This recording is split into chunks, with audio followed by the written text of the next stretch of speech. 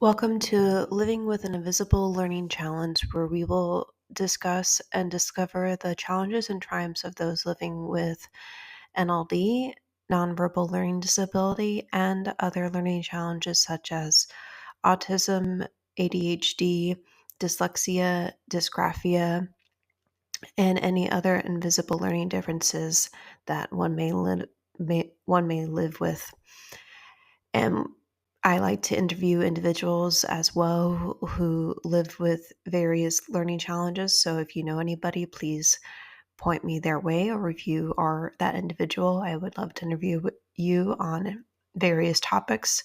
So please let me know. And I welcome you to this podcast.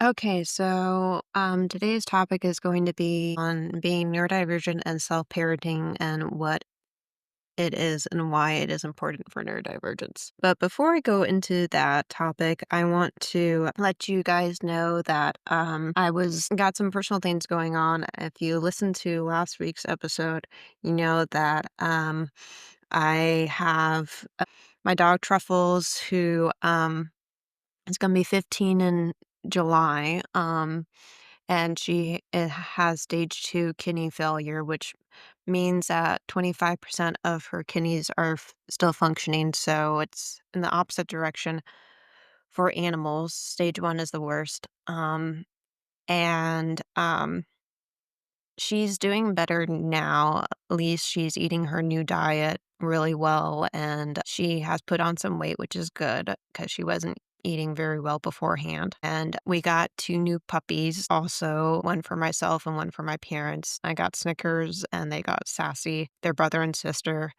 same breed as Truffles, which is a Bichon and Shih Tzu mix. They're called Shishans or teddy bears because they have really soft hair. And they're only 2 months old, so we're taking care of them, potty training them, and getting their shots and everything. So, if I sound tired or like I'm not very energetic, that's why. So, just wanted to let you know about that. And something else that is new, I started a Etsy shop called Woven Differently, where I am posting, or I should say, selling knitting creations that I have made myself. I can share the link for this with you guys. And the idea for this came about pretty recently when I was doing some knitting and wanted to make something for myself and for my family, and been making these round scarves called cowls, COWL, with pom-poms on the bottom, and they're really cute and comfortable for the winter time. Um, and so I got quite good at making them, and I can make some other things too. And so I thought, well, maybe try to turn it into an Etsy or Mercari thing as well and try to raise more awareness about neurodiversity with it. So that's what I'm going to try to do. It's only been open for about a week. Haven't sold anything yet, but I thought I'd try to promote it on here, and let me know if you think you might want to buy something, and I could try to give you maybe a special discount if you're a podcast listener.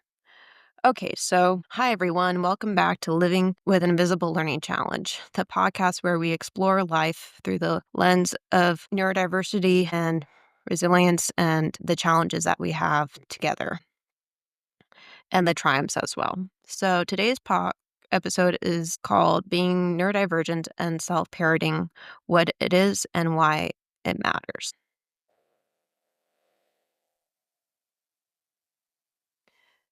Before I go into that, I thought I would address that this election is going to be very important, and I am not telling you how to vote. I'm just encouraging you to vote. If you are 18 years old or older, I encourage you to vote and to do a lot of research so that you are informed on what you're voting on, and that you are able to do, I guess, do well with the voting process and be informed on it. Um, and I am also an ambassador for the MVLD project, and then MVLD project is trying to get the MVLD back on the DSM, which is a manual for mental and learning disabilities, and it helps people get accommodations in school and in life by defining what the disability is and how it affects you in life, and by showing examples and evidence of it, and by giving a clear definition of it. So that's what the DSM is, and they're trying to get NBLD back in there. And in order to do that, they renamed NBLD to uh, visual spatial disorder. Sorry, developmental visual spatial disorder. I always forget the D.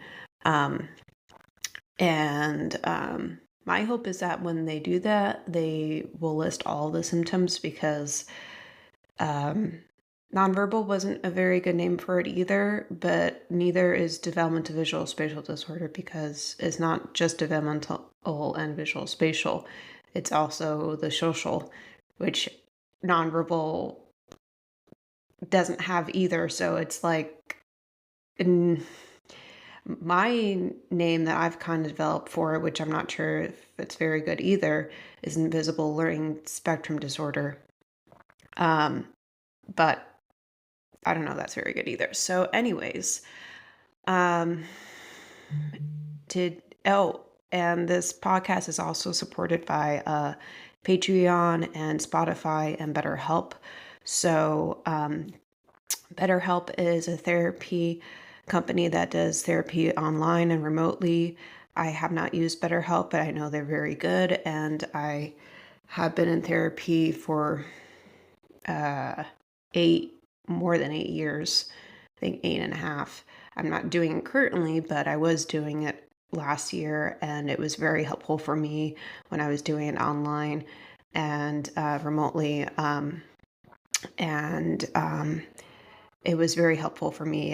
It was able to change a lot of things in my life and make make my life better. So if you want a discount for BetterHelp, I'll include the link for that. And Patreon is a way for me to give you the episodes without any ads, like I'm doing right now. And I give you access to transcripts as well, and to the episodes without any ads. So if you want that, it's either $5 for the episode without any ads, or $10 with the transcript. I know that might seem like a lot of money, but I'm not really making it, not doing it for the money. I'm trying to do it so I can donate the money to the NBLD project, or so I can do it to pay back on my website subscription fee. So um, if you're willing to do that, please do. I will give the link for that as well in the description. And I also have podcast swag. I will get the link for that as well. T-shirts and water bottles and tote bags and other pretty cool stuff. So I will give the link for that as well. So if you ever felt like you moved through the world just a little differently, or maybe a lot differently, this episode is especially for you. And if you ever struggle with invisible learning challenges, or the weight of trying to pass, in quotes, as neurotypical, you are not alone. Let's dive into a topic that doesn't get nearly enough airtime: self parenting, and why it can be such a powerful and liberating choice for neurodivergent folks. Uh, what does it mean to be neurodivergent? First, let's define what we mean by neurodivergent. This umbrella term includes conditions like ADHD, autism, dyslexia, Torrance, and other neurological differences that affect how we think, feel, and relate. It's not about being broken or deficient. It's about having a brain that works in ways that don't always fit the mold society expects. And for many of us, that difference is invisible and misunderstood. Living with an invisible learning challenge often means masking, hiding your natural responses to appear normal, in quotes. But the toll of masking day after day can lead to burnout, anxiety, and even loss of self. That's where self-parenting enters the conversation. What is self-parenting? Self-parenting isn't about rejecting relationships, it's about choosing to prioritize your relationship with yourself. It means recognizing that your time, energy, and emotional safety matter and that you don't need a romantic relationship to be whole or worthy of love. For neurodivergent individuals, self parenting can be life changing. It creates space too. Understand how your brain truly works, honor your sensory needs and emotional rhythms, set boundaries without guilt, build a life that centers your strengths and your joy. Um, what why it's especially important for neurodivergence. Water.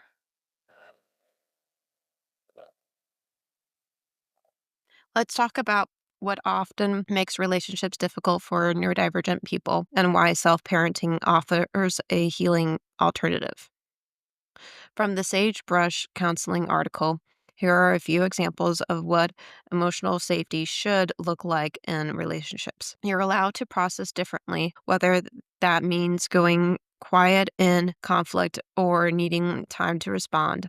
Your sensory needs aren't treated like inconveniences. You can ask socially obvious questions without shame. Your passions, no matter how niche, are respected, not minimized. Your no is accepted without pushback, and your emotions are met with compassion, not correction. For many of us, these simple needs were never met growing up or even in adulthood. We were taught that our needs were too much, in quotes, that we needed to be fixed or toned down. That messaging seeps in deep, but self parenting gives us the chance to rewrite that script. Self acceptance is a radical act. Dr. Marcia Eckerd and the therapist Joelle Marlin both speak to this in their articles. Self acceptance for neurodivergent adults isn't just helpful, it's radical. It means recognizing your strengths like hyperfocus, empathy, or creative problem solving, reframing what productivity means so it aligns with your energy and values, accepting that process isn't linear and that rest is a need and not a luxury, letting go of all or nothing thinking and harmful comparisons. And maybe most importantly, practicing self compassion when executive function fails you. As Joelle Marlin writes, quote, be your own best friend, close quote. That's what self parenting makes space for. And segment 5, personal reflections. When I reflect on my own experience living with a hidden learning challenge, I think about the quiet exhaustion of constantly translating myself into something others could understand. There's a grief in realizing how long I spent trying to earn acceptance, but there's also immense power in reclaiming that energy, using it instead to understand myself, to create safety on my terms, and to live in a way that honors who I actually am. Closing thoughts. Self parenting isn't a retreat, it's a reconnection. It's saying, in quotes, I matter. I don't need to be less of myself to be lovable. I don't need to wait for someone else to mirror my worth. I can do that for me, close quote.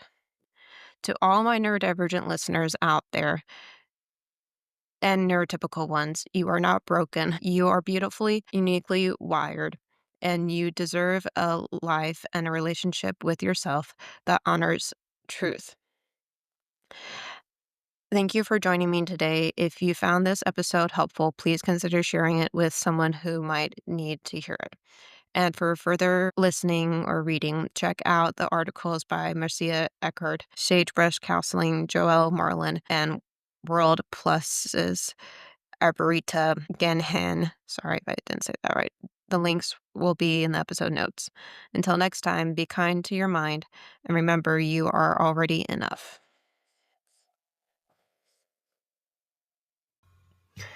I hope that episode was well worth it for you to listen to and that you were able to take something away from it, even if you don't have a learning challenge, or if you do, I hope it was extra worthwhile for you so that you are able to learn something and maybe journal and jot down some few takeaways so that the next time you experience that challenge yourself, you're able to um, learn how to breathe through it more easily, or maybe not have a meltdown or a tantrum, or be able to take away more learning from it and not make the same mistake twice, and be able to also help somebody else go through that experience if you have a friend who has a learning difference and you are neurotypical. So I hope you will be able to have those some experiences in your life now that you have listened to this episode.